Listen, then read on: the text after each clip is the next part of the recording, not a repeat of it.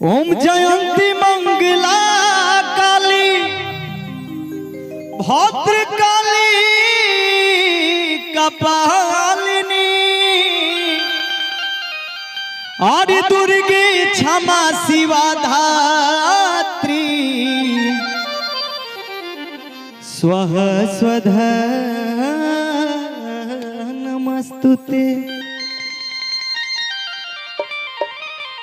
Hello hello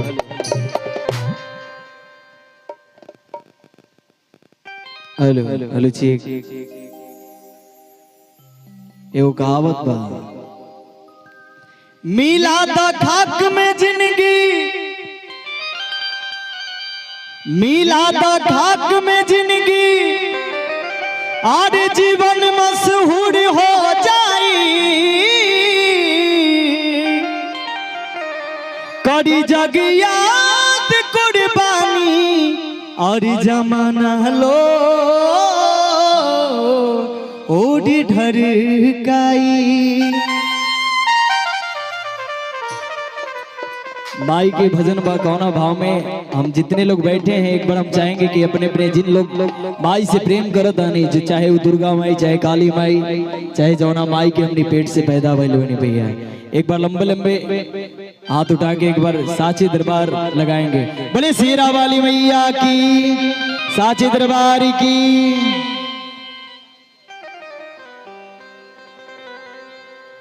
hello hello चीक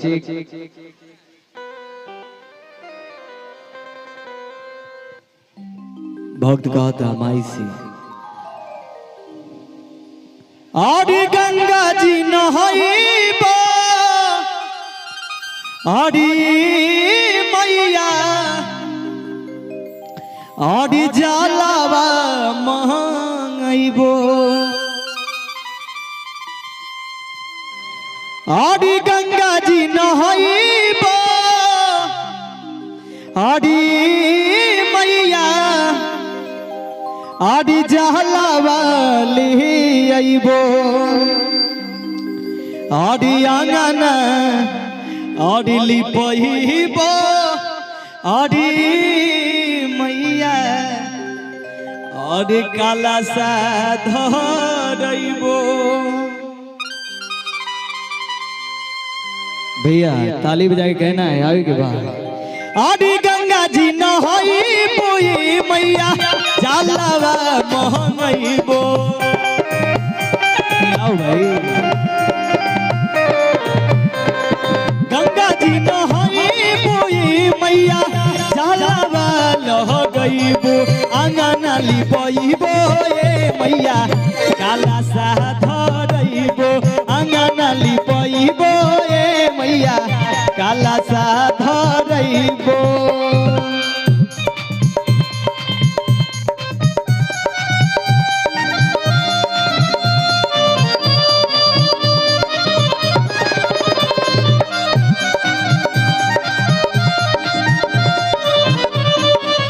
जय हो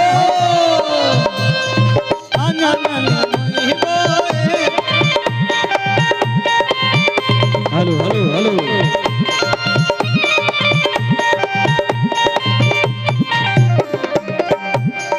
मालिन बुलाई बोई मैया ओढ़ौल महंगाइबो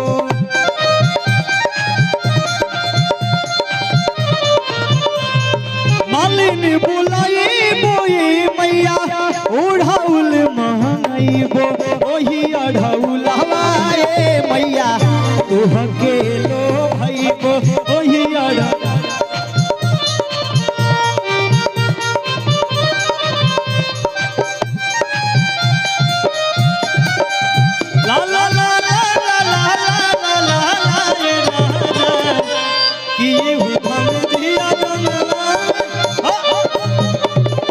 क्या बात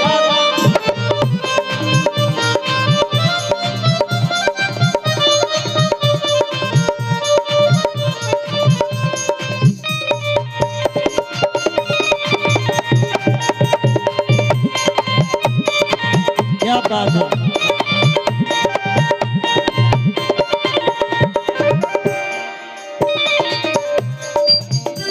क्या बात है, जय हो भैया। बस अब ठीक है, अब कुछ मत कीजिए, फिर कम कर रहे हैं। आहिर बुलाई बोई मैया दूधावा महंगाईबो। हेलो, फिर कम कर दीजिए, कम हो जा रहा है पता नहीं।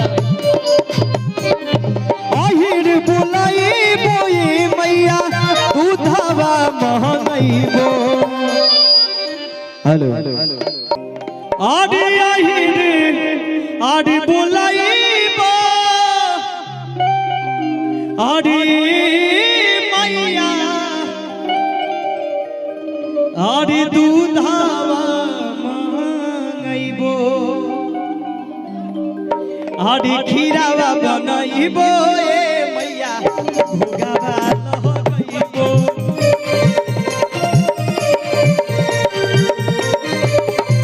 खीरावा बनाईबो ए मैया भुगावा भैया।